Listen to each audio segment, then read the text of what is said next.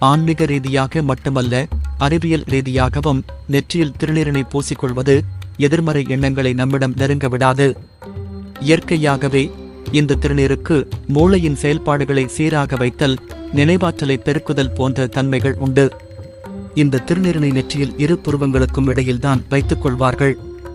அப்பகுதியில் மிக நுண்ணிய நரம்பு அதிர்வு நிலை உள்ளது.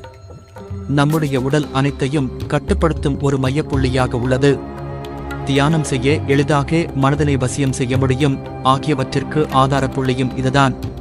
அந்த ஆதார புள்ளி வழியாக கபால குகைக்குள் நுழைய முடியும் என்பதற்கான ஒரு நம்பிக்கை திருநீர் இடுதல் ஆகும். ஞானம் என்னும் நெருப்பில் அனைத்தும் சுட்டரிக்கப்பட்ட பின் எஞ்சுவது பரிசுத்தமான சிவதத்துவமே திருநீரு. இதை தினமும் செய்தால் அதிகமாக சிந்திக்கலாம். காரிய சித்தி உருவாகும். உடல் நாற்றத்தை போக்கும். ஞாபக சக்தியை உண்டாக்கும். பாவத்தை போக்கும்.